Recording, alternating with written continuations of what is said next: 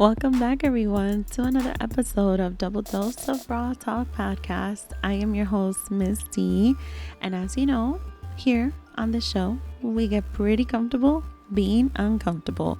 We talk about all the rawness and all the raw mess. Joined every week with some pretty dope friends and guests, we unleash all there is to know on surviving adulthood, and we discuss different topics related to cultures, controversies, sometimes a little bit about love, sometimes even sex. And we definitely oftentimes discuss relationships and relationships. Join me. We have juicy conversations, friendly debates, and sometimes intriguing discussions. So thank you for joining us on another episode, and I hope you enjoy the show. All right, hit record. We are ready. So we're doing a little singing today. You know that, right? We are. I was. That's what I told you. I heard you say something about singing karaoke, and then I was just like, okay. But I'm like, are we singing or is the song gonna play? I don't know. I So mean, I'm the like, song okay. is gonna play, but I'm gonna need a little groove with it, and there's a reason why, right? Mm-hmm. So I didn't save I didn't pick songs for every single one. I just threw names out there to see which one we would vibe with the best. So, all right, here we're gonna go. All right, ready? We're ready. You look great. I look great. We're gonna do this, okay? Yes. Zone out, Daisy. Zone out. All right. Welcome back, everybody, to another week and another episode on Double Dose of Raw Talk Podcast. I am your host, Miss D. And don't ask me what day of the week it is because I don't know. I've been working or hardly working. No, working hard. I've been working hard. And I'm having my wine. I have my music ready. There's a reason why. And I have one of my best guests ever. Big Sis Energy. Fire, fire, fire, fire.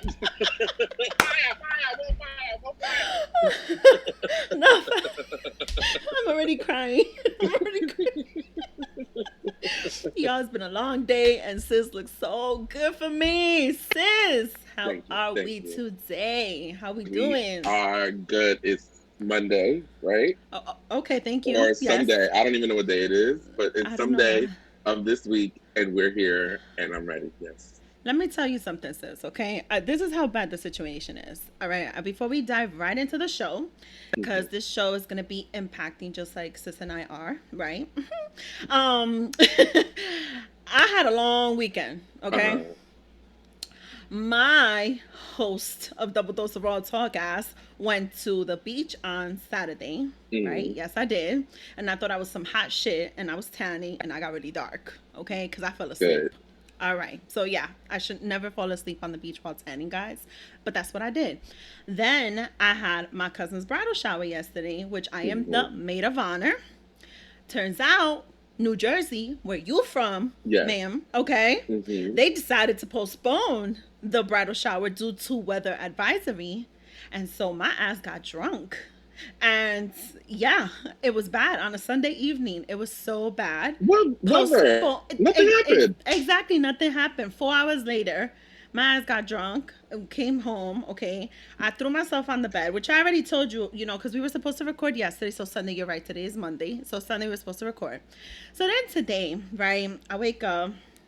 I'm heading to work. Everything is great. It's been a busy, busy day. I've been on shift basically 13 hours. And right before I get out of work, I'm looking at my phone because my dumb ass decides to take a selfie right in front of the work mirror. And I take a selfie. And when I'm about to put it up on the Instagram story, I realize there's another picture in my goddamn phone. And I said, when did I take this picture? I don't remember taking this picture. And it's a very cute selfie of me. And it's like up close. And by the pose of it, it looks like I was feeling myself like this. Sis, I don't know who the fuck I sent that picture to. I'm not confused. Did you? I don't know what I was doing. Did you look at your text messages? I did. I checked my WhatsApp. I checked my text messaging. And then I can't pinpoint on Instagram because, when you send a photo, like you can't pick to see. And I was sending several photos because I was at a bridal shower looking cute. So I don't know who got that picture. They'll let you know. Okay. All right. That'll let That's you know. that is my Monday meltdown, guys. But we are going to dive in, and I had to let this out. I had to get this off my chest. Okay. All right. So we're going to, as usual, double dose of raw talk always has some form of an icebreaker. And sis got the surprise when I sent her the agenda. And so on today's episode, we are going to dive into a very strong concept that we're dealing with on a daily life. We have been dealing with, I should say. But in these times is on a higher level. And before we get really serious, we want to make this a little bit of, I don't want to say the word fun, but just more powerful, with some legends in the music industry. And of course, I'm going to put it out there, some very strong, powerful women. And since you and I were in battles, and I know you love to sing because I've seen you singing, okay? You see drunk singing, but yeah. Okay, so what are you drinking? What are we drinking? Water. Okay, well, let's pretend it's some wine. Okay. For the Who Is She karaoke segment of this episode, I'm going to sing to you. I don't sing to anyone. I'm going to sing to you just a few lyrics of some very powerful, strong, beautiful voices, legends, in my opinion. And I'm just going to need you to guess the name of the song and maybe even the singer. And just the whole purpose is for, for people to know, like, in our cultures, our different cultures, strong voices, because that's what this episode is really about. Women with strong voices, us with strong voices for women. All right. So are you ready for me? Let me clear my throat. I'm ready. I'm ready. I better not embarrass myself. I don't know. My future husband might be listening to this. You'll be all right. It's terrible. Okay. My goodness. Horrible. All right. Ready? All right. I'm not going to do no sound. All right. The lyrics go. What you want? Baby, I got it. What you need? You know I got it.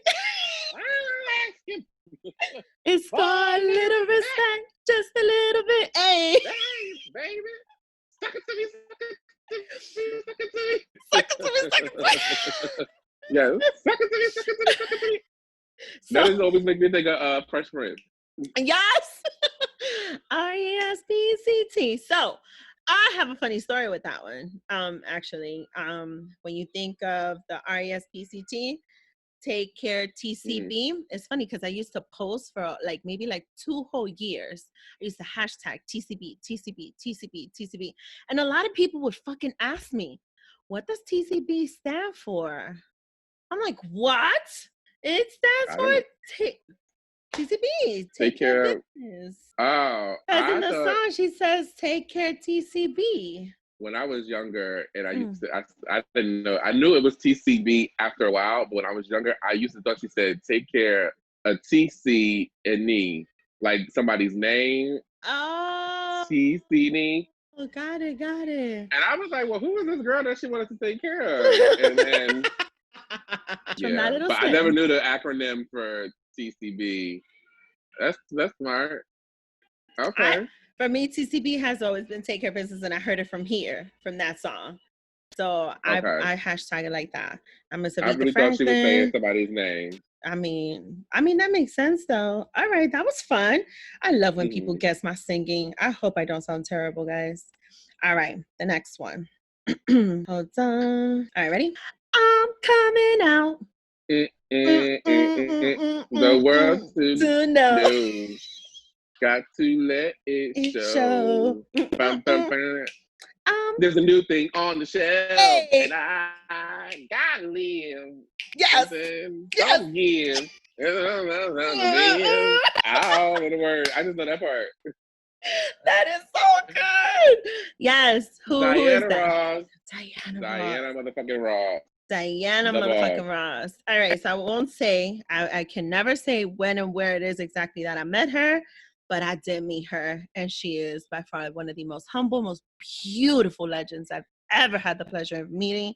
And her hair. Good Lord, that hair is beautiful. All right, I just had to get that off my chest. Yes, I love you all. That's right. So gracious, right? The way she does that. I love you all. You gotta love her. You gotta love her. Okay. The next one. All right. I can't do the first part because I ain't heard to do that.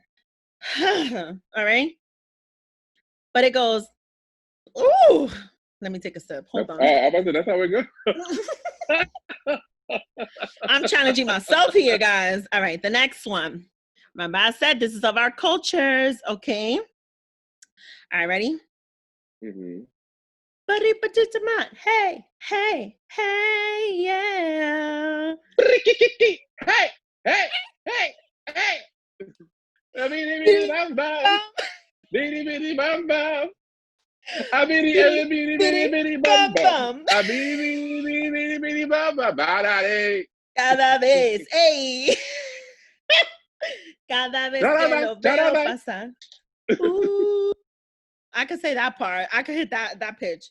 Mi corazón se enloquece. That's about it. That's all I'm gonna give. Who is that, sis? That is Selena Quintanilla. No, what's her last name? Quintanilla. What's her last name? Quintanilla. Quinceañeros, the Sweet 15s, Mexican celebrate. Oh.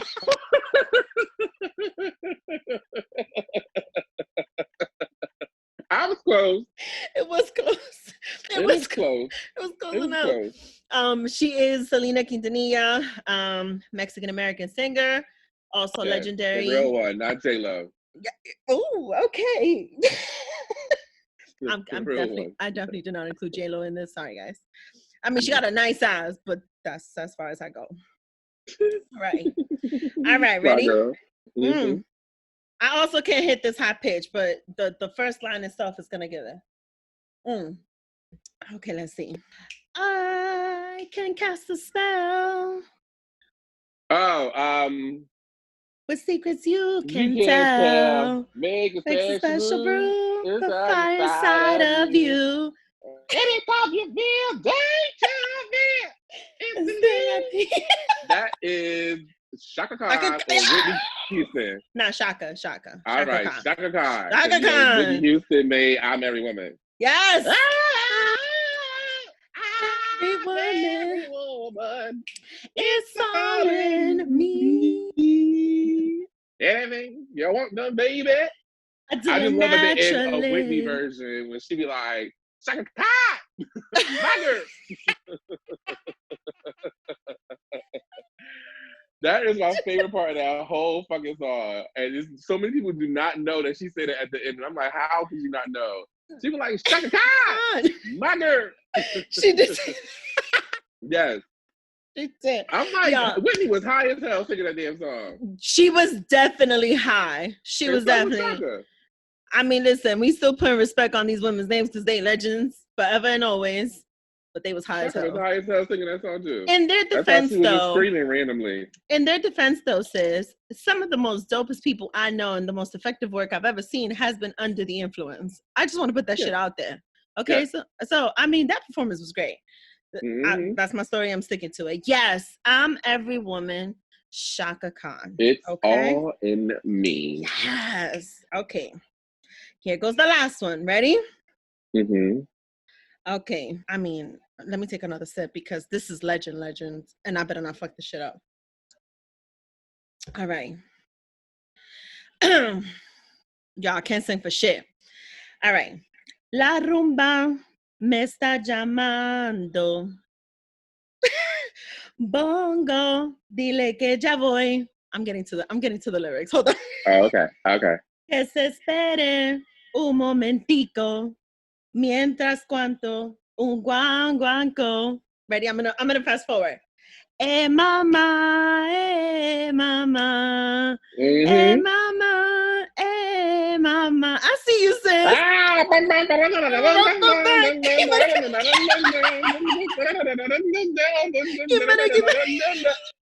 Yaman.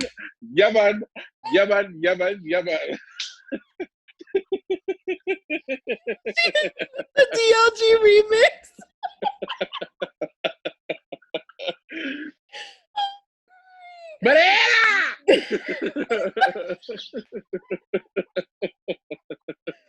It is Kimbara, kimbara, kimbara, kim, bam, bam. But that was the Celia Cruz version.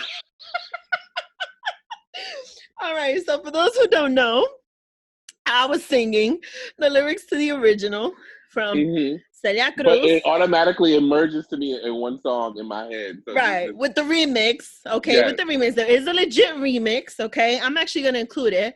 So for those, unfortunately, as you guys may know, I can't play the music, but we decided to do a little sing-off karaoke with the lyrics. I wanted to put out there the originals, the legendary strong voices of our cultures, of our time. I am going to link a playlist for you guys to become familiar with the songs. Just, so you could sing along too. Maybe I could send me videos. More. I could. But she hit me with the DLG remix, though. I mean, you just hit me with the whole remix. That was amazing. Yaman. Bum, bum, bum, bum. A little reggae, right? Yes. So another person who's really, really strong and really made their work match the times. She had a song called "I Put a Spell on You." Ooh. And now you're mine. Yes. I ain't lying. Go ahead, continue. Listen. I give you verses. Damn, I forgot. I put a spell on you. Put a spell on you. And now you're mine. I ain't lying. Damn. It's been I'm thinking of the Hocus Pocus version. Fuck my life. There's way more versions. It's been 300 years down to the day. Now the witch is back. And it's hell to pay. That is not the original version. I'm thinking of Nina Simone. There we go. I Put a Spell on You. But can you sing it? I can't think. I don't remember the words. I told you songs, man, may merge into one thing for me. You was about to sing a whole rendition there of all the versions, Hocus Pocus, which is my favorite movie, so that's why it's just like automatically in my mind, Hocus Pocus is playing. Nina Simone, legendary too. I'm gonna include that in the playlist. I'm gonna do that so they could vibe with us. I wanted to open up the show with this little icebreaker just for us to have a moment to live in a little karaoke. I hope I don't lose my voice. I did not say I was this professional singer, so bear with me. I got my shower singing voice today. But I wanted to, vibe a little bit to it, to know the voice of a powerful woman. Anybody who does know any of these singers that I just played, they know history, they know legends, they know powerful beings within their communities, within, certain societies, certain cultures. And then if you really think about it, everyone I just played really transitioned from one market to the next. And it wasn't just with one place, it was with another, one demographic of people or another. It was with everyone. Yep. And that's what I wanted to open up this episode with, because we're going to go right into it and segue into the first segment. Okay. We're going to start by saying those names like we did: Celia Cruz, Diana Ross, Selena, Shaka Khan, Aretha Franklin. Cool. Wonderful. Beautiful. I hope you all felt it. We're going to talk about respect today, the women of power. Women with a voice, and we're going to go right into the segment. You guys already know, as raw as it gets, it is a segment where we talk about news, controversies, culture shit, social media, sex, love, relationships, and sometimes relationships. Disclaimer: no statement, questions, or topics are off limits from guest to host or vice versa. It's that simple. So we are going to title this one, Say Whose Name? In this segment, we're going to shine some light on hashtag Say Their Name. And I want to bring to the table a few names myself, right? You as well, if you have some names to bring to the table. And I'm going to start with the one name that we have been fighting for quite some time. May she rest in peace, Breonna Taylor. Okay. And I'm going to also jump right into the name that we've recently started to fight for, which is Vanessa Guillen. Breonna Taylor is the EMS worker who was basically killed in her home in her sleep. Okay. It has been months since this has happened, and we are still fighting for this. We're signing petitions, sending emails, there's marches. What isn't happening to try and get this woman justice, even while she's resting in peace? Yep. And Vanessa Guillen is actually the military service member who based on some form of a setup, which I still think there's probably some stuff not being released or revealed. She was killed because she used her voice to fight against sexual harassment that she was experiencing. Yep. But we're going to go deeper in this episode. And the reason why is because it's just been happening way too much. And at some point, if we don't start having the conversation a little bit more and a little bit more transparent, we become part of the problem. So I want to put some names out there. Sis, if you have any more names, please let me know. We're going to talk about between June 25th and July 3rd. I will include the article in the show description, as I always do. The bodies of Brayla Stone, Mercy Mack, Shaki Peters, Drea McCarty, Tatiana Hall, and Bree Black were all discovered. Bodies. And these are all Black trans women. Okay? We're talking about this because it is not just Black trans women. It is just trans women, okay, who have been brutalized, murdered, attacked, targeted. But as usual, and I'm going to say as usual because it's just way too common when it comes to Black trans women and Black women, period. They're just always the one community that is always just so much of a target. Okay. Yep. And then there's everyone else. And we're having this discussion today because I think everyone else needs to realize and continue to open their eyes and see that at the end of the day, we're all looked at the same. And so we are no different in certain set of eyes. And this is why we need to stick together and we need to keep fighting for this because it has become just way too hurtful and too emotional for everyone. Sis, hit me with it. Where are we with this today? How are we feeling? Because I've seen your advocacy and I want to hear about it. All right. So, yes, I agree wholeheartedly with the name stated. And like you said, Black women, Black trans women are being murdered, harassed, killed, targeted at an exponentially higher rate than the rest of the women around the world. Within a span probably of like 2 weeks, I saw at least 5 trans women who were killed in the United States, period. And then I heard of a story of, I want to say, maybe in Puerto Rico, or not in Puerto Rico, in South America somewhere, of a trans woman whose body was found, and then that literally created an uproar in that specific location. So like more and more is just being visually stimulated that we're just hearing and seeing about these women getting killed. So that's sparking something. And then now you're also hearing about sexual harassed or sexually assaulted victims speaking out more and more. But then you're also hearing about how people are trying to shut them up versus allowing them to speak. Right. So that's causing. So then that also correlates to the Ghislaine Maxfield, I believe that is her name, for the Jeffrey Epstein conspiracy theory circle, whatever. His girlfriend, the groomer of the bunch, how she would set the girls up and teach them what to do to him, but she was also involved in the sexual experience. They're not attacking her in the same manner. But if a woman speaks out about her experience and how she was affected and what happened to her, she's automatically vilified and she's not a victim anymore. She has to prove that she was sexually assaulted and relive that account over and over again for other people's perception and pleasure and thoughts of if it was real or not. White women sometimes gets, what do you call it? Justice. Black women, not as much. They're more or less silenced. And even from the police on down to the nurses that are doing the rape kits, most of these people make these women feel like their story isn't valid, and just being quiet would make it go away.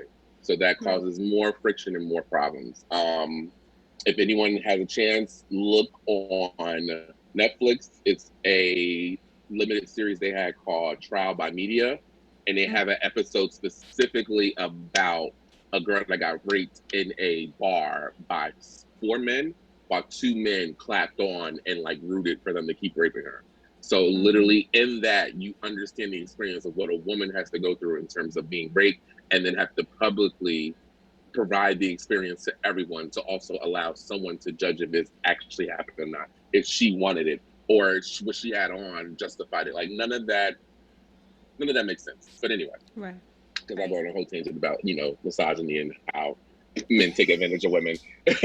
Right. But yes, Breonna Taylor is extremely for me to understand how no one has been arrested as of yet. Elijah McClain, I believe his name was, who was the young man who they saw with the face mask on, tackled him, and then hit him, doped him up with ketamine, and then he died at the hospital.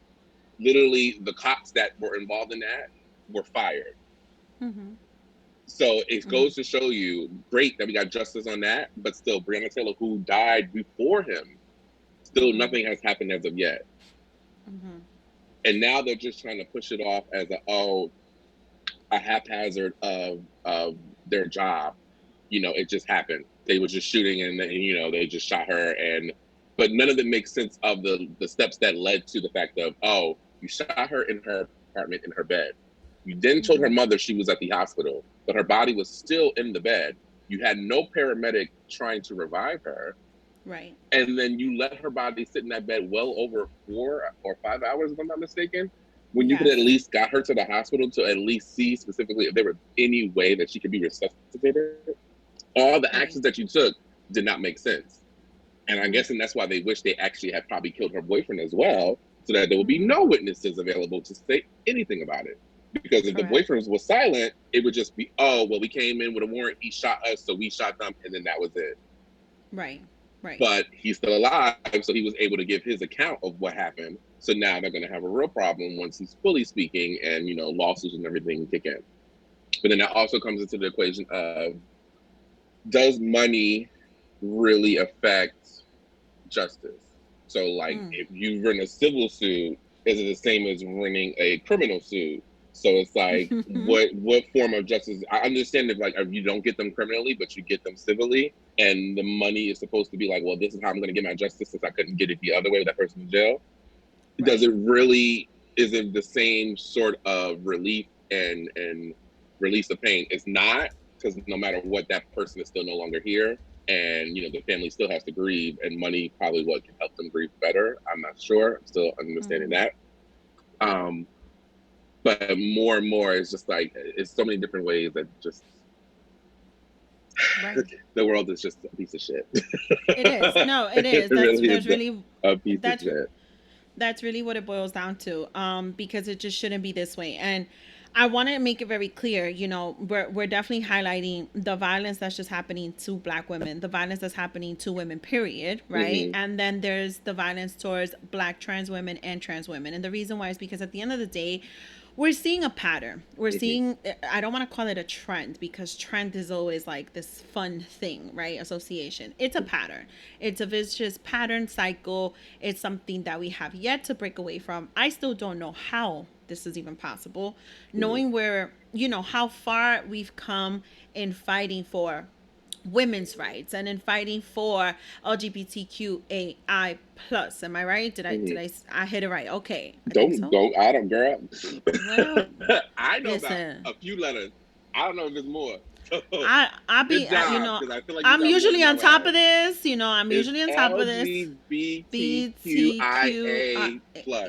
I think it's the plus. I think. If anybody out there knows if I said it incorrectly, please DM me and let me know because I've been Girl, trying really hard to really learn this and educate myself and make sure I am respectfully saying it and mentioning it and giving it that God bless respect. you, because it's just so um much.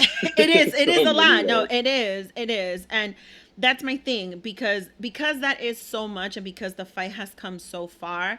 I just don't understand how this is still happening. I don't understand how is it that there's no other word to call it but hate. It's Mm-hmm. hatred. It's I don't know if it goes back as far as the cultures, the different cultures, some of our own hometown cultures. I want to be very transparent on that. Mm-hmm. Okay, and just the lack of acceptance all throughout these years. And it's like we've invested so much time. I know I've invested time. I've invested so much education into my kid to make sure he understands what respect is. Correct. But I also remember what that saying, ignorance is bliss. I Mm-hmm. remember all of that from growing up. I remember it would be frowned upon if a little boy in the family walked a little different. I Mm-hmm. remember things like that. And so when you don't break those cycles, when you don't speak up, when you don't say something, when you don't defend a child who's just being a child, you create these stigmas, you create these ideas that is not acceptable, and we're going to frown upon it. The only reason why I didn't play the song is because it was a man singing it. And I'm not going to play it because it actually still gets me emotional. But it is from Willie Colon. He is a salsero from back in the day of Fania All Stars. And he has a song that I want to make sure I get the name right. It's on my playlist. But he has a song that addresses about how a father rejects his son when his son comes out to him. And he says a story about it. And when you really listen to that song and those lyrics, and I will, if I could find the song, they'll link it. I will do it on the show description so everybody can hear it and just try and understand the lyrics that are on it.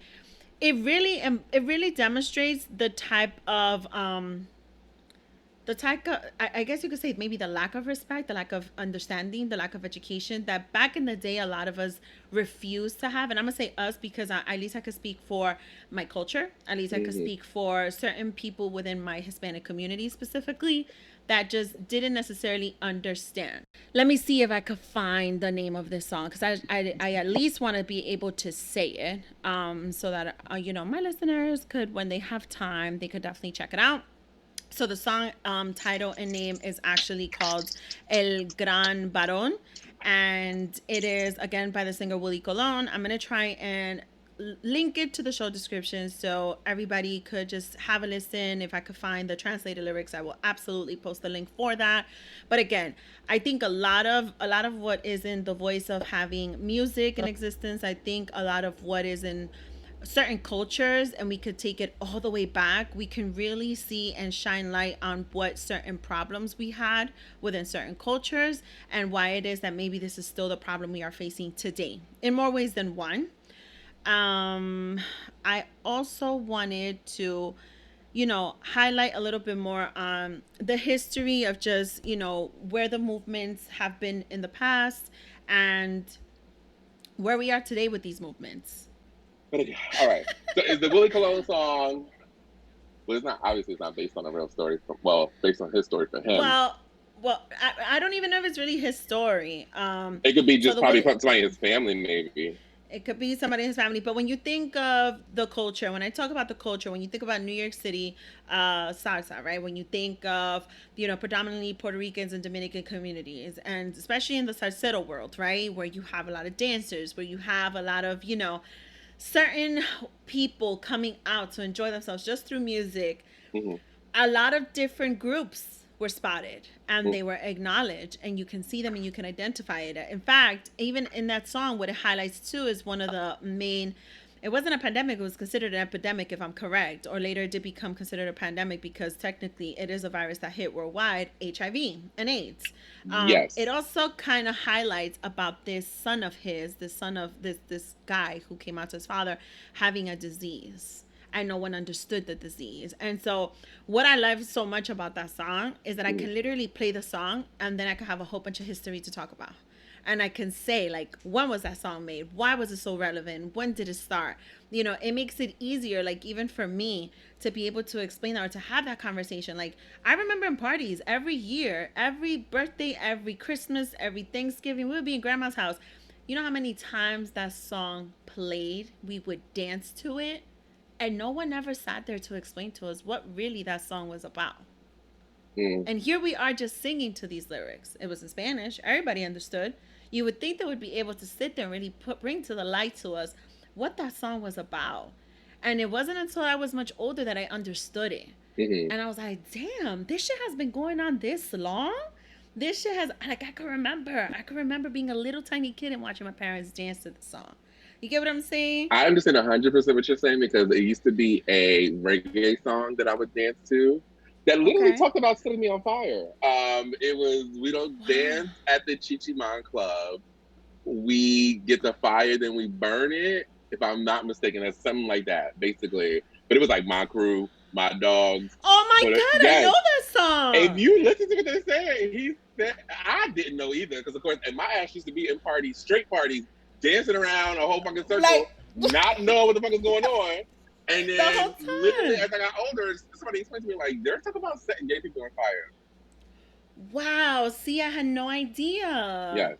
Yes. So Y'all, it's we embedded, it's around, it's known, yes, but it's just yes. the fact being of no one ever explaining things to us. Like it is so many songs that talk about sexual assault on Mm, girls, mm, and it's just like no one's explaining to us how this is just floating around and we're not understanding. There's so much songs about pedophilia, and it's mm. just like I heard some song. It's an old song about but you're only 16 or something like that, and it's like you have a grown man singing about some 16-year-old girl, like Listen, listen. like come on, like I'm a I'm I'm gonna sip my wine and I'm gonna confess. Yeah, lately I've been admitting a lot of things and confessing a lot of shit. Okay, mm-hmm. um, I was 14 and my boyfriend was 18, and Well, I yes, I would say I'm definitely a part. I'm the what do you call it? I don't know what you call the person that's not the older person, the younger person that's allowing it to happen. We're not. right. What are we? If I'm not I a don't victim because I know. don't feel like I was forced into something. If I willingly did something, what would I be? Hmm. A participant? I guess I don't I know. mean, I was definitely a participant. I don't. So anyone who knows my show, I don't incriminate people, right? Mm-hmm, And I will never put his name out there because he's someone who I still keep very dear to my heart. mm-hmm, But he was very respectful to me because I was fairly young, mm-hmm. absolutely. But at the end of the day, I was 14, he was 18, and we were together for 4.5 years. So So by the time you turn 18, no, well, I'm not gonna say the truth. well, No, no, not that sis. I was 12 and lost my virginity to a 18-year-old, Okay, okay. but there were lies implied. He lied and said he was 16. I lied and said I was Okay. 14. No matter what, Okay. him still knowing he was older, aka 18, he Uh-huh. still decided to be a part of it. So, Okay. but I was willingly available to him. So maybe like, oh, well, he manipulated. No, actually, I was the one that manipulated it. But because I wanted it, but he told me he was 16. That was his Okay. information he provided to me. Okay. So, but then it also breaks down into the fact of high school. You have high school where it's 14-year-olds hanging around Hmm. 18-year-olds because they're all in different age groups. And it's like, is that really considered a crime? It's interesting because I always used to think about that because of that boyfriend, right? So I didn't lose my virginity to him. I lost it at 13 to my boyfriend before him, Mm-hmm. who which I was a participant. He was also not older. I was 13. He was 14, I think, or 15. I'm not gonna text him to verify, although he's just a text away. But he that was me. I'm the one who initiated it. I'm the one who wanted that. I was the curious one, right? I was the one that was very daring and risky. Mm-hmm. With the 18-year-old, he was conscious of the fact that he was much older than me, so he didn't pressure it. He didn't push for it, and I didn't really push for it nor pressure for it. I did eventually have my encounters with him, Mm-hmm. and it was definitely not when I was 18. It was before that. But I always used to think about that because I remember my parents having an issue with me Mm-hmm. even dating him because he was an adult. Legally, he was an adult. And it Mm-hmm. didn't matter if I remember them always saying, it doesn't matter if he's just 2 years older than you or 3 years older for even 1 year older, like it's still wrong. He's still an adult and you're not. And my parents used to be so pissed. They would, oh my god, they were so overprotective. And he was not a bad guy. He was working, going to school. He went to my same college. Like I literally sort of kind of followed him there, and then we broke up. But but it was just crazy because when you think of all of those scenarios, right? When you Mm-hmm. think of certain, scenarios that may not look right, the persuading, the lies, or the fibs, or the information we omit, and we think about it, at the end of the day, we were kids. And then you think about all this other shit, right? Like Mm-hmm. when you just pointed out about certain songs that would be about pedophilia, there's actually another Spanish song, and it's about a short skirt, and it's a band of men, and it was a merengue song, and it's called La Faldita. Faldita, falda means skirt in Spanish. Mm-hmm. And now that you mentioned that, I remember I used to love that song, and I would wear my skirt and I would be dancing, like it was nobody's business. And now that I think about the lyrics, he was like catcalling her the whole fucking time and telling her, he would say, súbelo un chin, right? And that means pick it up a little bit. He would tell her to pick it up more while I say this all while I wore a short skirt today to work. This is terrible. But I just remember that. And it's like when you think about all of those things, right? And here we are normalizing it in songs that, oh my God, it's a song and people are singing to it. Or we look back at how we grew up, or certain things that we may have done, right? Growing up that was not necessarily right. I feel like at what point is it that we make it our social responsibility, our responsibility as humans, to break those barriers where we see, well, I should say to break those stigmas, where we see how far the fight has come and where the movements are today. I've seen you. You've been going out to marches. You're doing your part, and I just don't understand how all of this could be happening and people are still getting killed. People are still being attacked. And let me not say people. Let me do right. Women are still getting killed. Trans women are still getting killed. Black trans women, black women. And it's now, guess what, guys? We've heard of how many? I read those names, right? And we've heard of how many? Okay, great. And then here comes a Latina in the military who got killed. Just one. Okay? I'm just going to be very honest. Just one. But see, that was already one too many for this community, and this community needs to give a fuck and needs to start standing up and needs to start realizing that at the end of the fucking day, it's going to affect all women. It's going to affect all trans women. But we have to fight for the ones that are constantly being targeted. Because if we don't fight for that, if we act like, well, it's not happening to me, everything is okay. No, ma'am, we need to stand there. We need to do something about it because this is not okay.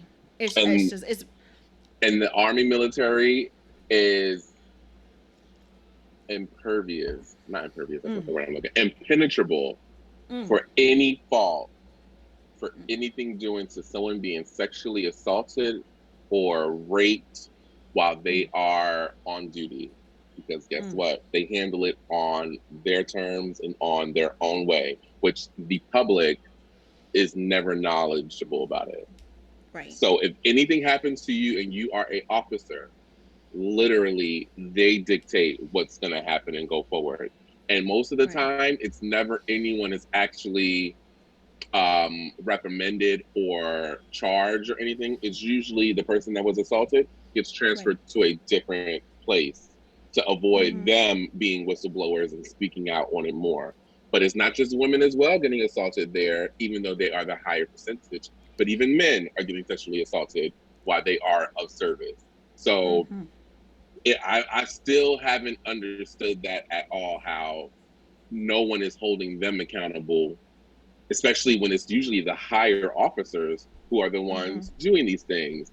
And then hence when a murder occurs or a disappearance occurs, who do you think is the one actually with more to lose? The higher officer. So they're the ones that actually should be implicated in terms of when someone goes missing. And didn't the young lady, Vanessa, a guy claimed he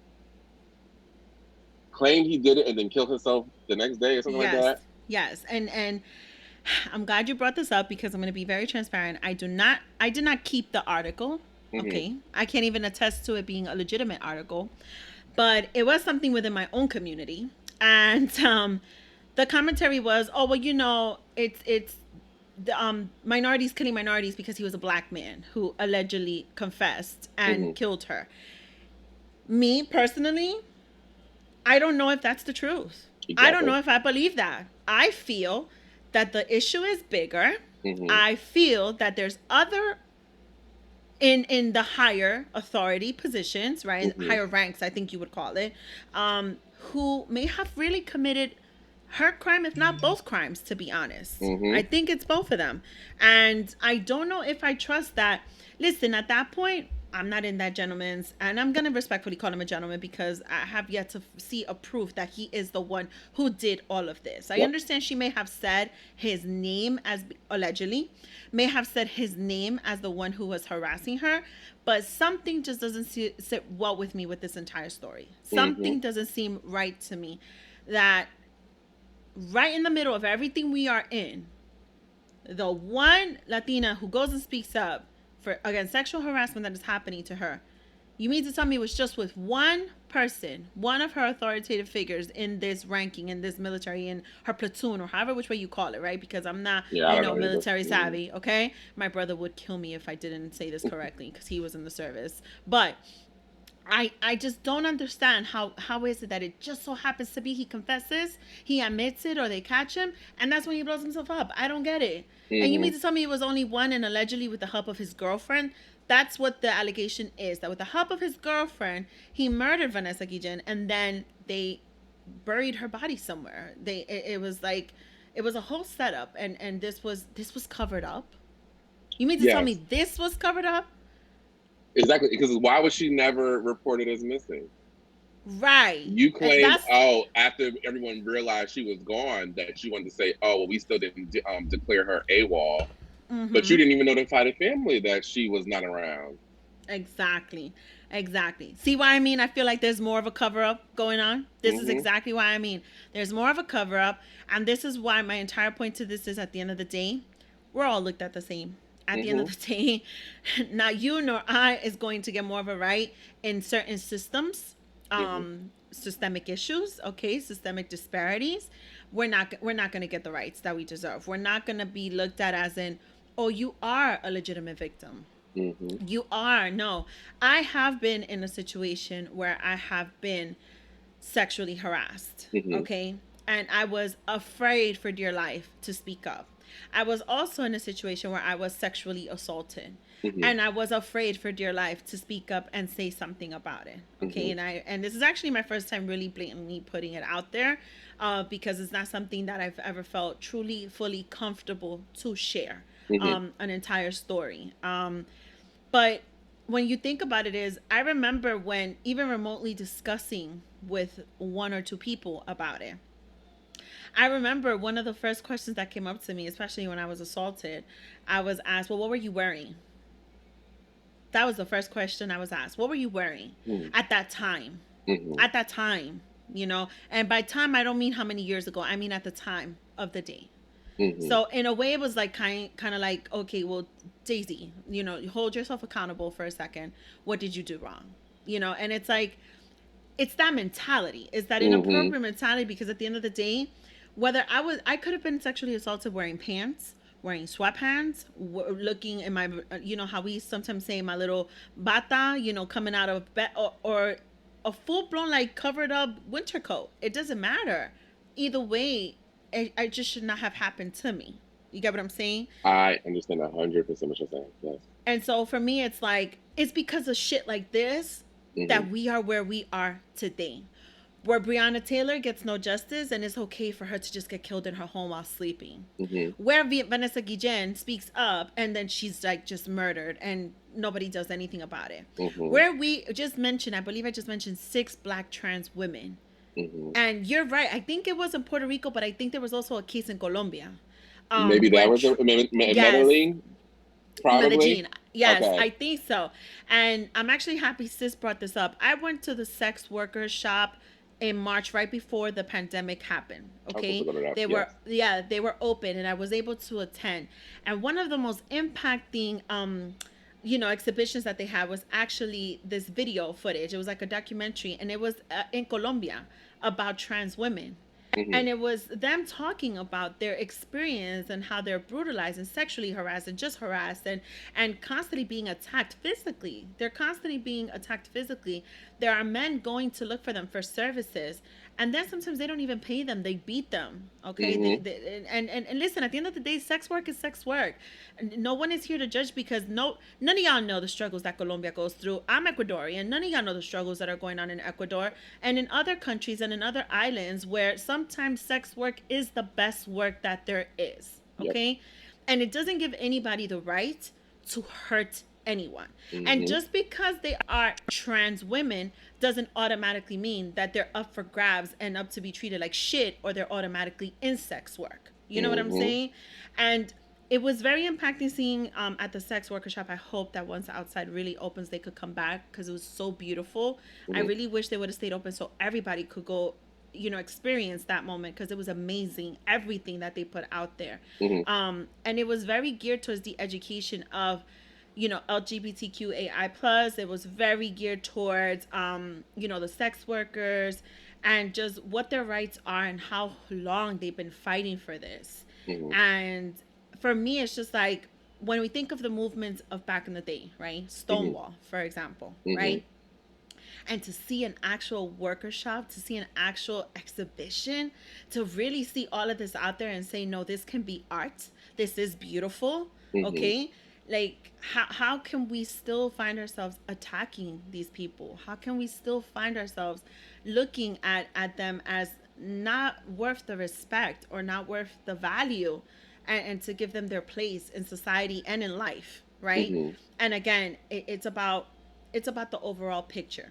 If we don't respect black women, you think we're going to respect black trans women? No, they're not going to Yeah. respect either one. Okay? That's where the big picture comes from. If we're not let's go further. If we're not respecting, if they're not respecting gay men, you think they're going to respect anybody else, that any other letter we keep adding to that name for respect? Absolutely not. No. It's not going to happen. It's Gay not. white men don't Mm. even respect the rest of the quote unquote participants in the LGBTQ. Yes, so everyone. All of Like, those, yes. everyone. So like I keep telling people about that. Gay white men are not, what's the word I'm looking for? They are not a part of the agenda for equality that gay, black, or queer or trans people are looking for. Like, Mm. they have an upper hand, they have a privilege, and most of the time they look down on us. So no matter what they may think, oh, because he is white and gay and flamboyant, they have that right to do that. They have their own circuits and sections and parties and things they do. Most of the time, you may see a few black people involved, but that black person may not honestly care about the rest of the black people in the world, Mm. because Mm-hmm. more or less they are not brainwashed, but whitewashing themselves down or feeling like they need to be a part of that specific certain and turning their back on the rest of it. So literally, me growing up, it was literally white gay parties and black gay parties. And of course, Wow. I would go to the black gay parties because those were more fun. I went to white gay parties, but it just wasn't a dynamic I wanted to be a part of. Why? Because I was being ogled and oohed at just because I would wear what I wanted to wear. So it was like, oh, they're respecting me for my freedom, but then it's just like a weird, like I'm in an exhibition or some shit. So it's like Got it. constantly walking up to me and talking to me or just touching me, not sexually, but like, like, oh, hey. And they're like, no, I'm not your friend, bitch. Like, let me go, get Mm. off me. Mm. I am a person. You want to speak to me, we Right. can speak. And then from there, if we become cool, all right. But it was very much like you're on an exhibition when you're around white gay people at a white gay party. Okay. Okay. So yes, that I do know there is a divide. Thank you for sharing your experience. Yes, because you were going, I was like, I'm Thank gonna let you. her keep going. Oh, thank But you. yes, I don't know about harassment. Yes, I've been sexually Mm-hmm. harassed, especially at parties. Mm-hmm. Um, I was drunk, but I still was aware of what was going on, and men literally trying to like grab Mm. handfuls of your ass or like stick their hands in places they should not be sticking their hands without you even giving consent or permission for me to do that. But luckily, I was with men, my friends at parties who would literally could spot me or were vigilant enough to pay attention to me and see where I was at to know, all right, I do need to go grab him and make sure that he's okay.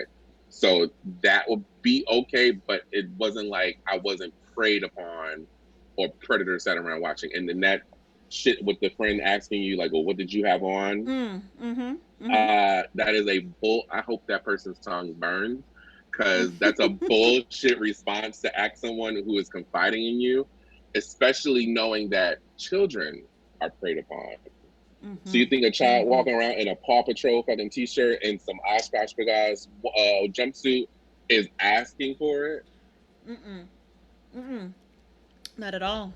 You think But the old lady walking down the street fucking with her cane and shit, trying to get home, is asking to get knocked down and then felt upon and robbed. All like none of that makes sense in terms of I don't give a fuck what a person wear. A person could walk outside in a G-string and That's fucking right. pasties. But that does not give the right for somebody to go around and fuck them. So that whole plot of, oh, what did you have on to entice him because he couldn't control himself? No. Right. And this Right. is why continuously men are walking around here raping women, and it's like nothing is being done about it. Oh, they get a few days in jail, but they get released for early behavior because they were good in jail. What? Right. So that's why in jail usually it's prison behavior or what I was told. Usually, if you're in there for rape, something's going to happen to you while you're in there. I've heard So that too. I feel Right. like that's a form of justice because as obviously the justice system is not doing anything about it. So if that Right. man is out here raping people all willy nilly and then gets up in there and then he finally gets raped, maybe he can understand what he's doing to his victims. Exactly. Exactly. But people need to start understanding that you need to watch what you say to people. Like that makes no. I still don't understand the whole "what did you have on" retort to anybody saying I was sexually like. No, what they had on has nothing to do with it. Right. It doesn't. It doesn't. It And doesn't. I honestly I remember what was so stupid during that time. I remember having to even explain myself because I felt Mm-hmm. like I had to, and I did. And now that I'm able to think about it, I have been to therapy for other reasons too. I realized I didn't owe anyone an explanation. I realized that Exactly. I didn't need to justify or even defend myself at that moment because the bottom line is it was just wrong. What happened to me was Mm-hmm. just wrong and it should never have happened, not in no way, shape, or form.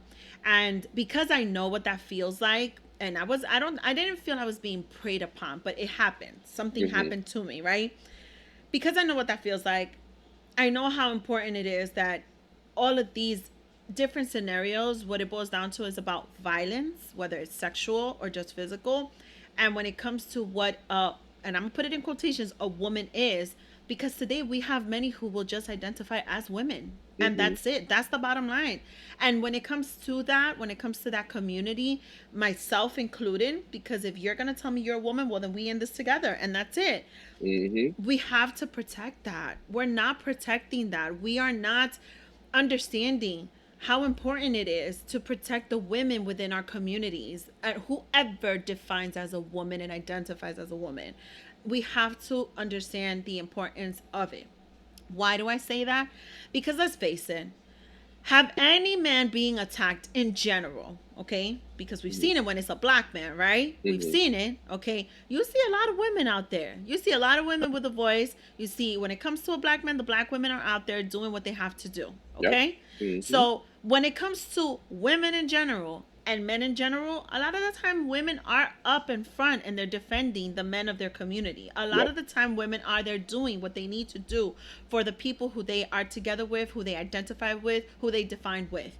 And so if we're not protecting the women, then who the hell do you think is going to protect you? Who the hell do Mm-hmm. you think is going to come out with their strong voices to go to the front line to have you seen some of these women in those marches? They're getting slapped, they're getting beat, they're getting pushed. Have Knocked you seen down, these videos? rolled Knocked over. out. Mm-hmm. Come on. Like they're One out trans there girl was just kidnapped by undercover unmarked. cops Unmarked. on an Yes, an unmarked unmarked. car. Literally Yes. rolled up, grabbed her, threw her in the car, and then tried to say, Yes. "Oh, she was vandalizing police cameras and stuff." And it was like Mhm. everyone in the crowd was saying, "No, she was just walking with us. What the fuck are you talking about?" So Right. literally, like, yes, no, women are not safe at an exponentially higher rate than men, Mhm. and Mhm. it goes unseen and unknown. Now, I don't know if it is because of media, because media is constantly providing that. Oh, well, a woman is missing, and people are just like, oh, well, we don't care. So Mhm. I don't know. People are desensitized to it at this point from constantly hearing Okay. about women being missing, Right. but it still is like no, like shocking. Like people need to pay attention. Whenever I Yes. see someone put like, oh, someone is missing, or like we're looking for this specific person, repost it. I will look to see if it's in my area. If it's in my Mhm. area, I'll repost it. Because what could Mhm. hurt me by just reposting like somebody that know they're looking for this specific person? If you run into them, Right. let somebody know. But women being murdered and then can't be found. Like, even when you look at the unsolved mysteries and stuff like that, Yes. it's more women being murdered and missing than it is men. Men. Yep. Yep. Yeah. You're And right. I look at it like, usually if a man dies, they just can't figure out who the hell killed him. But more or less for like, I'm amazed. I'm like, women are just murdered over and over again. They don't know who did it. They don't care. And it's like no one is catering to it. So I'm like, women need to start getting in positions of power in terms of like being district attorneys, being in Yes. charge of the police departments, being in charge of specific units deployed for searches. Like women, like even if you look for search parties, usually you see women step up with their sticks to walk in the grass and a big bright green jacket on. You see women arrive first, like, okay, somebody's missing, but then we need to go start We're looking for here. them. And Right. I'm like, even white women. So like, I know for a fact, like, women need to start being in charge of specific things to cater to anything involved in disappearances or things that are sensitive in terms of like harassment. Like, women need to be in charge because they seem like the only ones who are actually caring about what the fuck is going on around the world Exactly. and with each other. Um, Granted, it may be a divide still, but still something needs to start working in place to make sure that women are being catered to, taken care of, and seen. Because that's what it seems like most of the time it is. It's like they just are not there and invisible. But they need to start being seen, or they're seen after it's too late when they disappeared already by then. And it's like, all Right. right, now you care. Like, you should have cared when she was telling you something. Or the mothers giving birth who literally are dying in the hospital because they're not getting treatment because, oh, you're black, so that pain, it's fine, you'll be fine, it'll pass. And then they end up, that poor girl, the YouTube star who literally died with her baby inside of her still, Yes. like, Yes. literally made no sense to me. Because I'm like, that girl was active. I'm pretty sure she probably was healthy. If you're dancing with a whole 6-month belly, like, you got some energy, stamina, you got something. So for her to just all of a sudden die out of nowhere, I'm still confused. They haven't released a statement, or they did. I haven't seen any information as to how it happened. But I'm like, it goes to show you the mortality for Black mothers is just astonishing. Like, they really Yeah. don't care or check on them at all. It's just, oh, Yeah. you can handle it. Like, no.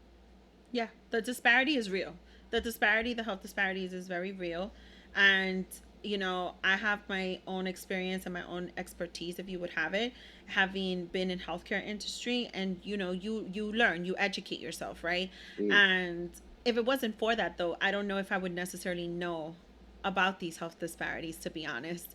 When you look at, let's not go too far. My sister and I were two women, went to the same hospital. Okay. Mm. The care I received was very different from the care she received. And the bottom line is, my sister is much darker and looks way more Hispanic than I do. Let's just keep it very real. Okay. So they missed preeclampsia for her twice.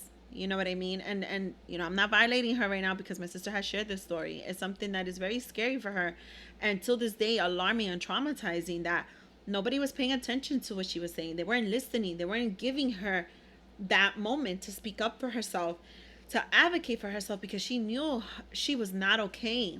And it happened twice. She had two kids back to back, and it happened twice, and they were just not listening to her. And I remember being there for majority of both births, labor and deliveries, for both my nephews. And then I remember mine, and mine was very different. I didn't have that. The way my catering was very different compared to my sister's.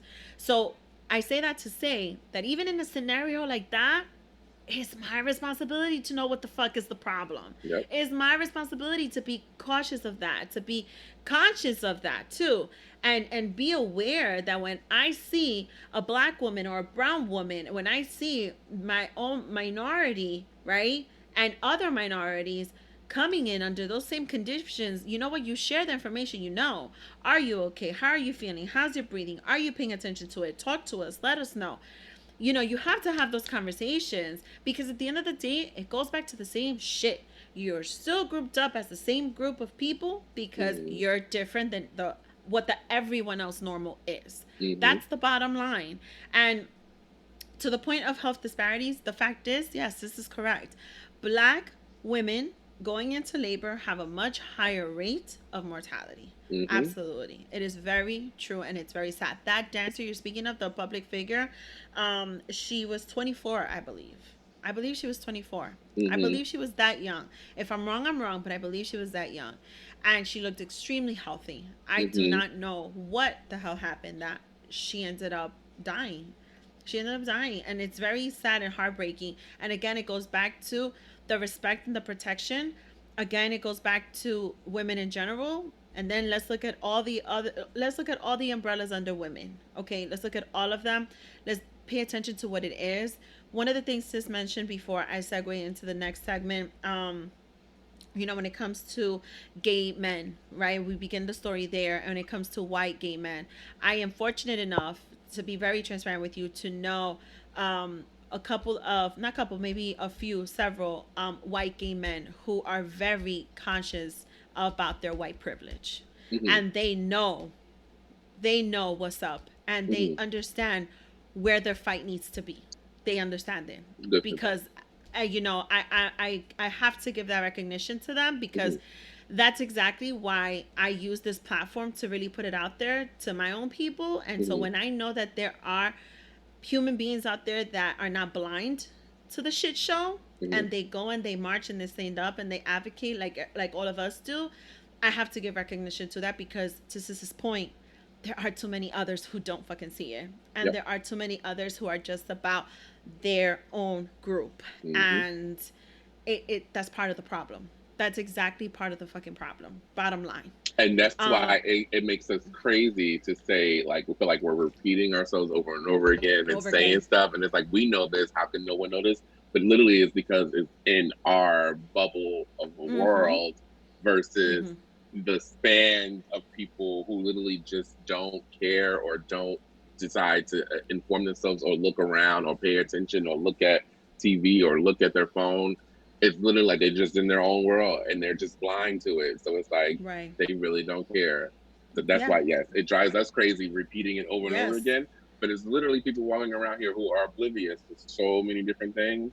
And Mm-hmm. it's just like, oh, well, I didn't even know that was going Right, on. right, right. There are still people who say that. There are Yes. still people who are like, "What? That's what's happening? Is Mm-hmm. that really what it is?" Yes, Mm-hmm. that's really what it is. And here's the thing. I think part of the problem, again, before I segue into the next one, I think Mm-hmm. part of the problem is because we have the momentum of saying their name, right? Mm-hmm. It's not just a hashtag, right? We're in that momentum, and then historically, then it quiets down. Yep. And I think that's the difference now. I think the difference now is that no matter how much we may sound like a broken record, we're not going to stop having the conversation.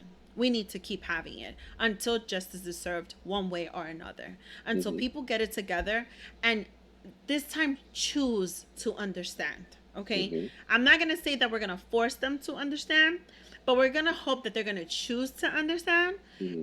for as long as we continue repeating ourselves over and over and over again. It's that simple. I mean, it worked for me growing up. My mom told me at least 5 to 10 times to shut up.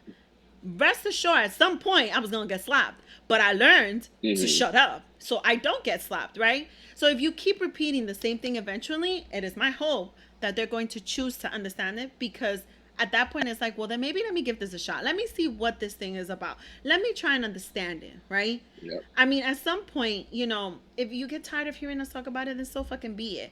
But we're also tired of seeing all these people getting murdered. We're also tired of seeing all these disparities, all these injustices. Everything that is wrong with the world right now results on people being tired. And it's Mm-hmm. not that it's wrong with the world, them being tired and protesting. It is everything else that's wrong with the world. And they have a right to be tired and protest and do what they have to do to get their message across. Yep. Point blank, period. Mm-hmm. End of story. Yep. I want to thank you also for sharing, because that was part of my questions to you, how this related to you, and for sharing a little bit insight on your own experiences, just in general regarding violence and regarding the lack of respect for Oh you. yes, girl. Yes. Yeah, I I got appreciate a that. whole lot more. Trust me. I almost been Yes. kidnapped and so many different See, things. Yeah. you see. See, now you tell me, guys, y'all love Big Sis. What would we do? Okay, what would we do if Big Exactly. Sis would have been I kidnapped? wouldn't have been thought of because this would have been definitely early 2010. So like Look at that. between 2013 and stuff like that. Mm. But my big ass, that's why I know for a fact if my big 6 foot ass with heels on like 6'4" walking around and niggas are trying to kidnap me, I know for a fact it's so much easier for them to grab women who are petite or small or like literally it's very easy for them. Right, So right, like right. I don't ever want to hear like, oh, what was no, men are out here praying and waiting for their moment to literally snatch up women. Right. Yeah, you're right. Absolutely. Absolutely. I hope you guys are enjoying the show. Just wanted to take a minute to remind you guys that if you are interested in launching your own podcast or even rebranding and relaunching your current one, this is the chance. This is the time. I was part of Idea to Launch Academy. It is something that I will never take for granted. Amazing experience. And this is how I am here today. So go to my show description, click the link, Idea to Launch Academy. It's just that simple. It's a self-paced course. You could do it on your time. It's not only just a course that you have access to, a course that you can learn from, but then there's an entire community. You will not regret this. So again, go to my show description, click the link, Idea to Launch Academy. You don't want to miss this chance. All right, we're gonna segue into the second segment of the show, Double or Nothing segment. This is usually the segment where we go on although this whole episode just felt like a rant and we were keeping it raw the whole time, but this is the one where we do it one more time. We keep it very raw and we're gonna go on a second rant if you have it. And so I actually didn't give this a title because I knew it was going to just continue from what we've been speaking of, but I want to nip something in the ass, sis. So we've been talking about the violence against trans Black women, against trans women in general. Of course, those two groups primarily because we already know it is a fact that they have been attacked the most and targeted the most.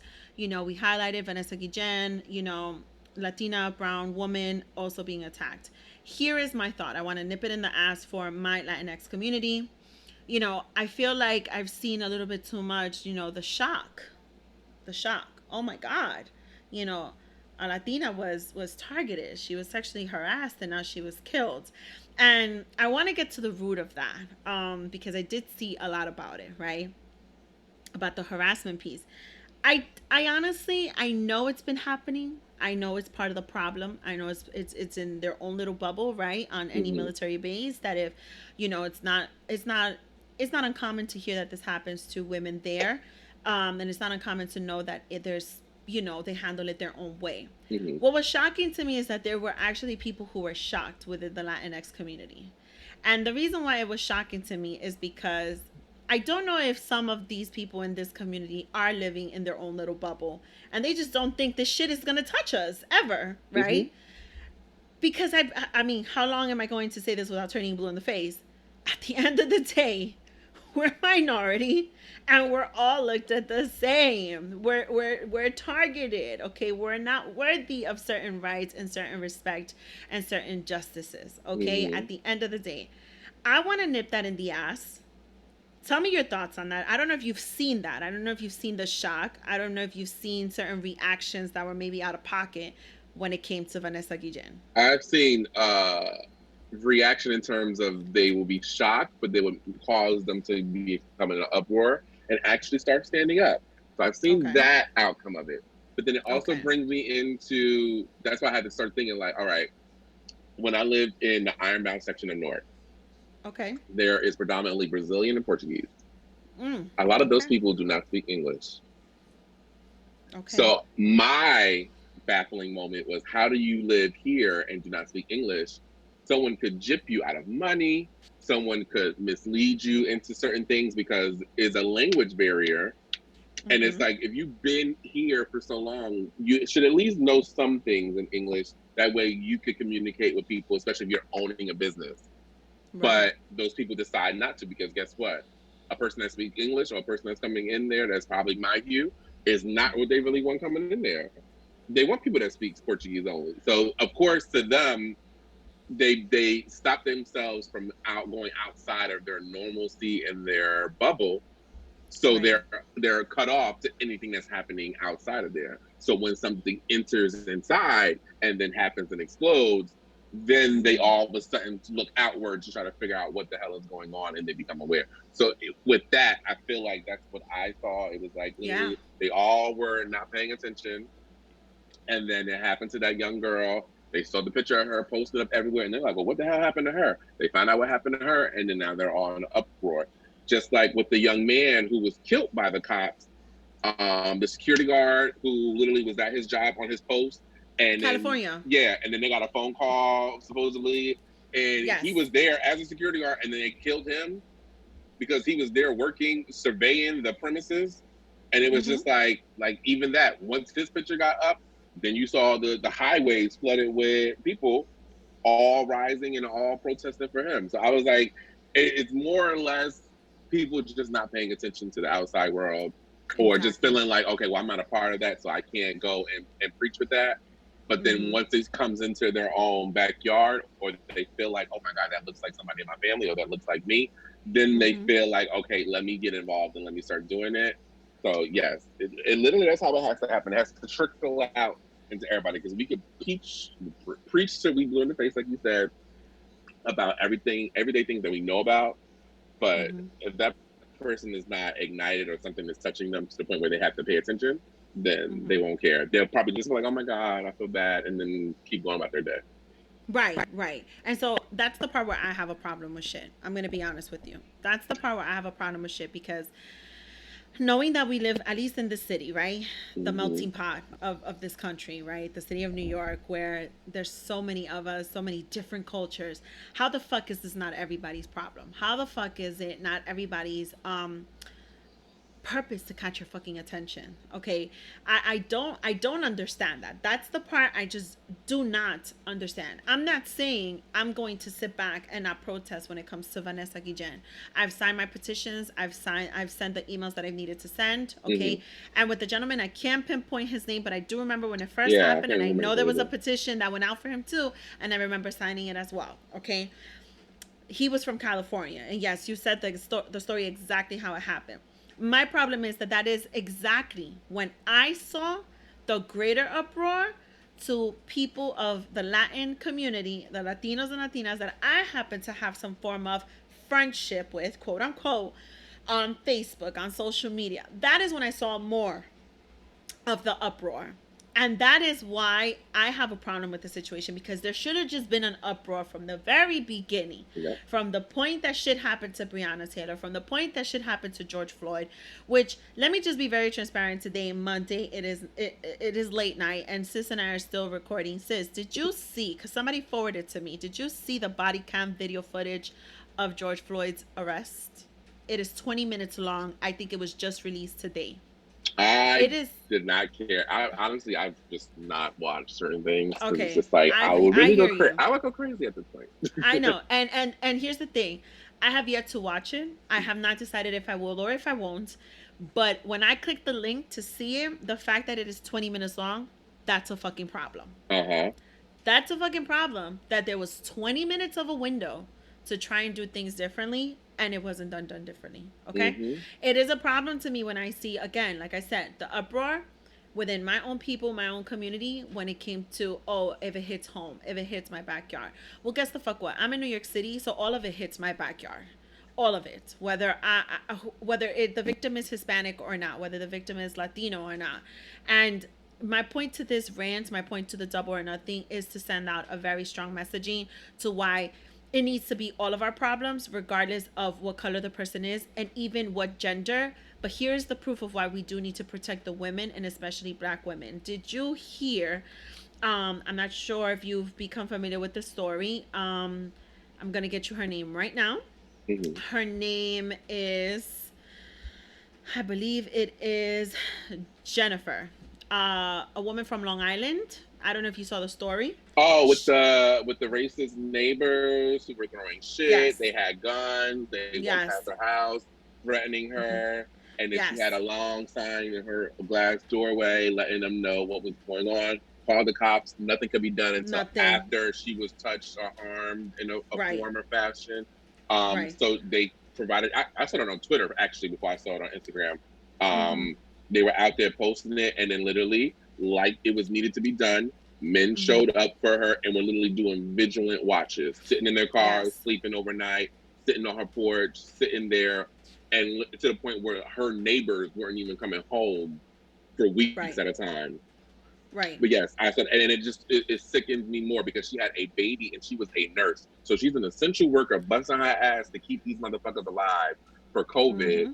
Meanwhile, her child is also at risk to also catch it from her bringing it home. But she also has to Mm-hmm. come home to the fact that she has racist neighbors in Long Island. It wasn't like it's not even apart in Long Island, like Right there. not that far. That's why people keep thinking, oh, in New York, yeah, there's racist people in New York. There's racist people Mm-hmm. in New Jersey. There's Yeah. racist Yeah. people up here, but they know how to hide it until they get to their home, and then they Mm-hmm. start providing a outlash of it. But yes, Mm-hmm. these motherfuckers were out there harassing that poor woman, and the Mm-hmm. men stood up and actually took care of her. Young black Mm-hmm. men at that. It wasn't even, Mm-hmm. wow, probably was some old men I haven't seen, but I saw pictures of young black men sitting on Mm-hmm. her porch, literally were like, we will sit here overnight and we do not care. They sat out there Right. on the porch with lawn chairs. Some of them slept on the gravel. Some of them slept in cars. Some of them slept on her lawn, just making sure that she was safe and okay every single day. Mm-hmm. Absolutely. Absolutely. And I'm glad, see, I knew Sis would know the story. I've been following her story very closely. And the reason why I wanted to bring this up in this moment, in this segment, and in this rant, and to keep it raw, is for the purpose that it is a perfect example of what happens when men do protect women. It is a Mm-hmm. perfect example when black men do protect black women. I'm going to be very honest. I don't believe I saw any other than black men protecting this woman. So I want to be honest on that. I don't think I saw Mm-hmm. any pictures of that. And the reason why I wanted to bring it up is because if I go back to the concept of protecting and respecting women in general, that this is when I need all the men to come out and do what they need to do when it comes to a woman who is in danger, who is being harassed, whether it is sexual or not, who is experiencing violence, whether it is sexual or not, because no one, especially anyone who's just coming home, should not feel that unsafe and that attacked the way this woman has been feeling and what she has been experiencing. Mm-hmm. Okay? I have friends who are Latinos, who are of my skin color and darker, who live out in certain towns in Long Island. So just because it hasn't happened to them does not mean it could never happen to them. Mm-hmm. And this is why it's important for everyone to open up their eyes, open up their ears, and understand the importance that it is to stand together and to do what we need to do to defend each other. Protect thy neighbor, defend thy neighbor. Whatever happened to that concept, like whatever happened to this is your home, this is your community. I don't, it was atrocious to hear what was happening to her. I felt Mm-hmm. so terrible for her, for the fact that she does have her baby. She didn't even know she was gonna see the next day. She was here trying to protect her baby, and she didn't know if she would see the next day. And Mm-hmm. it's heartbreaking. And I wanted to bring up that example because, again, there were men defending her. There were men going there, standing watch. There were men making sure she was okay. And so, if we can have a group of men do this for one woman, then all these men, everyone needs to do this for everyone who defines and identifies as a woman.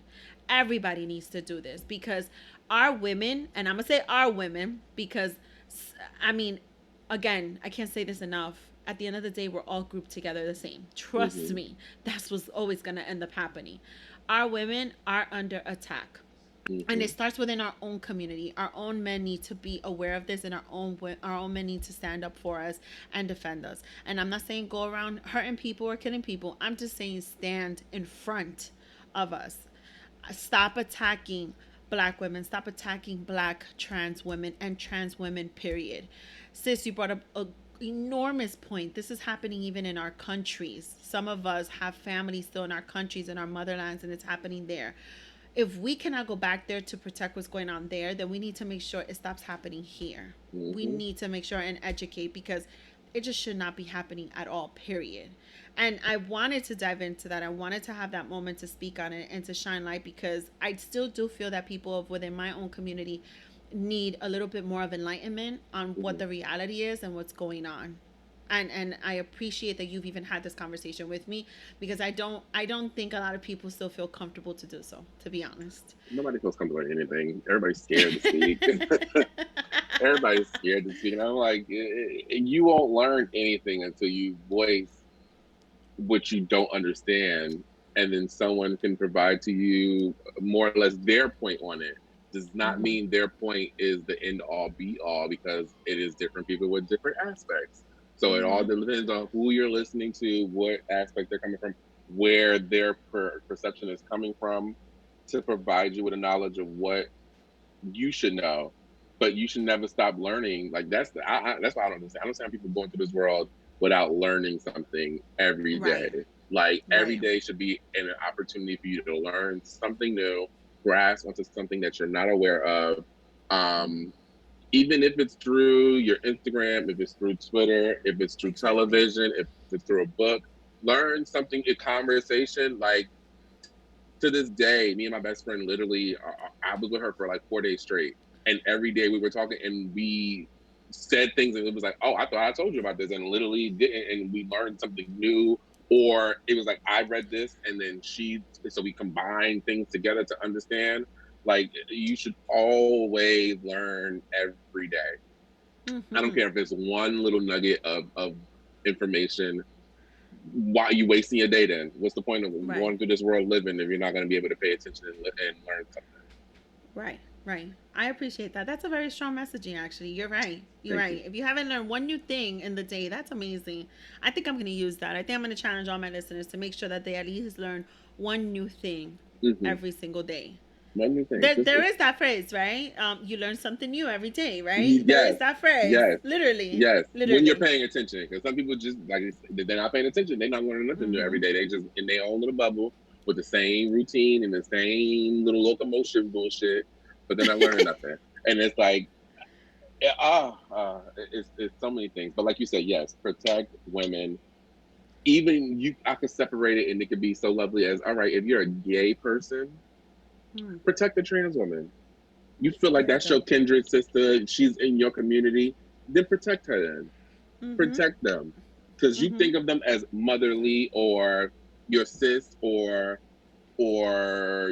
like that energy you're too scared to probably, involve yourself in. Protect them. Make sure they're okay. See how they're doing. See how their Yes. mental is. If you are a black man, step to a black woman and make sure she's okay. Okay. Yes. But also keep your distance and respect her, because maybe she don't want you all up on her, but you could at least, how you doing? Ask her accordingly. Don't say, oh, you should smile. That shit is annoying. No black woman wants to hear a person telling her, oh, you should smile. Nigga, kiss my ass. I would smile more if I didn't have to deal with 10 minutes of bullshit before I got to your ass and you all up in my Right. face asking me. Like, so no, address her accordingly, have understanding of what she may be going through before she got to you, and just, tell her hello. Tell her good day. Hold the door open for her. I know there are black men out here doing this. I'm not saying it to them, because that's another thing people have a problem with, oh, when you say something, you think all. No, I'm not saying all. I'm saying the ones that are not doing it. The ones that have Right. some Of interest course. in doing it, do it Right. this way. Right. Because Absolutely. you got people out here like, like you said this thing, I took it as all, and like, no, bitch, no one said I didn't all. say all. I didn't Like, say if I all. said I all, I would know I said all. Like, no. And clearly this messaging is for those who know, they know they are not doing enough. That is what the messaging is for. Mm-hmm. That is exactly why Sis and I are having this conversation, and we are sharing it with you all. And if you know someone who you happen to know is not doing their all, send them the link to the episode. Matter of fact, tell them to watch it on a platform where the stream won't count. Honestly, because it's about learning at this point, and it's about strong messaging. To Sis's point, when it if you learn how to protect and stand next to and stand in front of the women within your own community, you will learn how to respect all women. Mm-hmm. When it comes to, I can't stress this enough, and I'm sure y'all might not, tough shit, my platform, my microphone, my kid, I'm raising a boy to be a man. There's a reason why I have these types of conversations around him and with him. There is a fucking reason. If Mm-hmm. there's anything I could do right in this world to contribute to society, is to make sure he is one man that I know is going to learn the value of respect for Mm-hmm. everyone. That is my Mm-hmm. contribution to this world. Okay? Beautiful. Mm-hmm. Honestly, because, and I hope all of you who are mothers, fathers, all of you who have children who you are raising, just please for a second, just close your eyes and then open them and understand how important it is to teach your kids, the children who you're raising, the children who are around you, how to respect and how to love and how to be inclusive and how Mm-hmm. to stop the bullshit and to pick and choose who they stand with and who they don't. Like, this Mm-hmm. is a bigger problem. Sis just said it. Believe you me, there are white women who have also been harassed and who have also been murdered. Believe you me. But this is why everybody got to stick together and everybody has to realize where the greater issue lies. Yep. And at the end of the day, it is not in that community, it is with our communities. And when you look at our Mm-hmm. communities, then let's put them by the appropriate category of which they're most affected. Let's do that and then we'll all be educated. How Yes. about that? Yes. How So about this them apples? beautiful, beautifully said. I And literally, mean, I agree 100% what you're saying. Allowing your son to be a part of conversations so that shit. he is aware and hearing things that he needs to, so that he can divulge it, decipher it, and understand it for himself. So that as Mm, he gets older, he's not blindsided by things like, what is this? What is that? Even yesterday, no. I went outside to Home Depot with my best friend to go pick up some stuff. And as we get there, just I see a car. I told my best friend not to park next to it. She parked next to it anyway. In the Mm, car, as we're passing, to go around to park it, on the passenger side, there is a little boy sitting on the pavement or the ground, whatever the fuck you want to call it. It's just sitting there outside the door. So that's strike one. I'm like, what is going on? Then we right. pull around and park. As I'm looking, the other door is cracked open. There's a woman sitting in the front seat with a cigarette in her hand and a toddler in her lap, and another baby behind her playing in her hair. So at this point, I'm looking like, what the fuck is going on? Confused out of my mind. I'm looking to see if everybody's okay because I'm like, maybe she's just waiting for somebody to come outside from Home Depot, Mm-hmm. then they can Mm-hmm. leave. As we get out the car or whatever, she's still sitting there. Then I'm starting to notice. I'm like, oh well, she looks a little hot. At this Okay. point, not my problem. They're all her kids. I'm not going to involve myself in it unless she Mm, says something. mm-hmm. As we walk past the car, the son yells out, "Oh, that's a man!" See, you see, see. So I'm like, okay. Now look at the ignorance your child is understanding.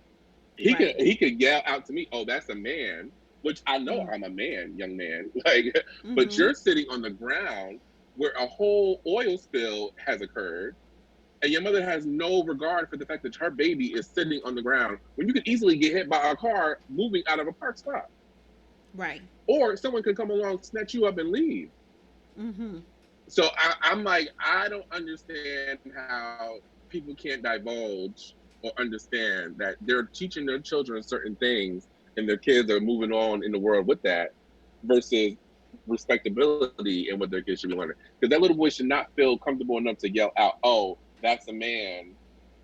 Because obviously I know I'm a man. I was walking around with a whole fucking 5 o'clock shadow on.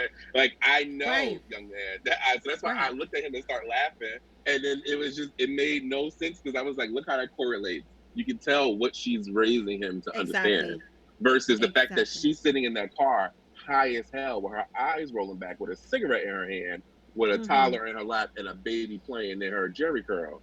So I'm Mm-hmm. like, it all shows you how this correlates and how children are provided with information from what they see and hear and how they Mm-hmm. grow up to be. So that's Their how the environment. whole, oh, well, ignorant, that child, no, they're ignorant because their parents are ignorant. Their And their parents parents. can say they're not ignorant because this is what you taught your child. You taught Exactly. your child it's okay for him to yell out outlandishly at people and Mm-hmm. make them like, so what if I was a lesser person and I took that to heart? I turned around and ran over there and kicked him.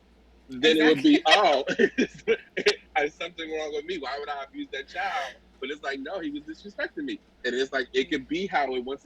You can't fault someone for their reaction Mm-hmm. to your words, but Mm-hmm. it's like they weren't teaching their child anyway about anything. Mm-hmm. Now, I'm not saying Mm-hmm. go out here and teach your kid about trans stuff and all that. You can just let them know, like, okay, he say something. I've seen parents reprimanding their child as soon as they go to say something to me. But I'm all for if you have a question, baby, ask. Ask. Right. There's a Ask me. way. All I There's a have, just way. ask me. Kids will walk up to me, oh, why you got nails? And I'm like, because I want them.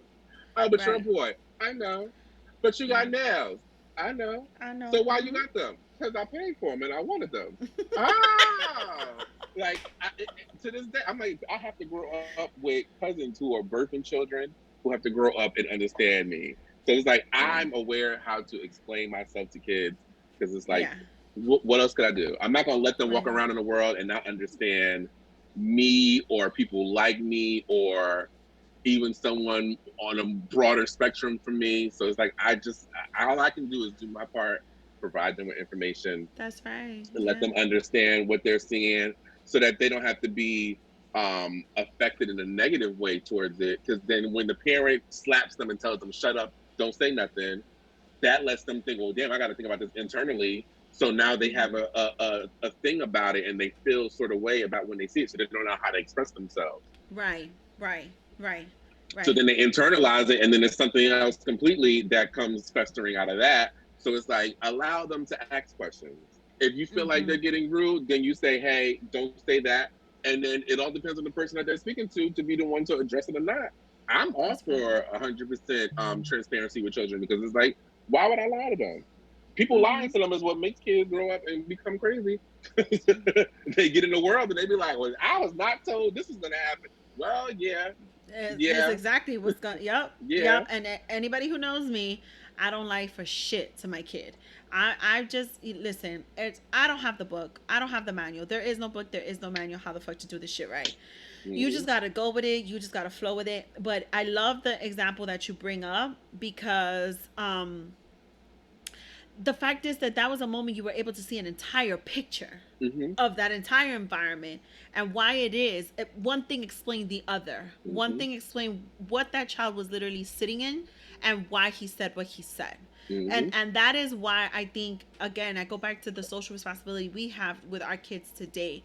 If we don't start breaking these vicious cycles, we're gonna keep encountering this shit for years and years to come. Mm-hmm. And thank you for that, because guess what, we do still see shit like that. We absolutely do. I am one of those mothers that if my kid says one thing, I'm like, Marcus, and my when I tell you my chest starts hurting, and then I got to go into a whole educational moment and I have to explain, this is why you don't say that. You don't say that in front of people. You have a question, you ask me. And if I assess the situation, I've asked Marcus, like, do you want to go ask them the question? We could go together and we could ask the question together, Mm-hmm. because I'm conscious of how much I can educate him on Mm-hmm. anything. I'm Mm-hmm. conscious of it. And there is a way to always approach a situation. There's a way to go and ask for the education or receive it. Mm-hmm. One thing I do always want to tell him is, don't assume there's only one person, or that every person that you see is responsible to teach you. Yep. Maybe now that you're a child, we're going to be asking questions. Maybe now that you're a child, you're in the process of learning. But at some point, you better be fully educated with shit, because it's not people's responsibility to teach you this the whole fucking time. You know Mm-hmm. what I'm saying? So as long as he's still a kid, I have to be responsible to teach him certain things, so that once he becomes an adult, he got it and he Yep. understands it and Yep. he knows how to do. Listen, times will continue to change, and then we all got to keep learning. Mm-hmm. But at the end of the day, it is about the approach, it is about the intent, and it is about the purpose.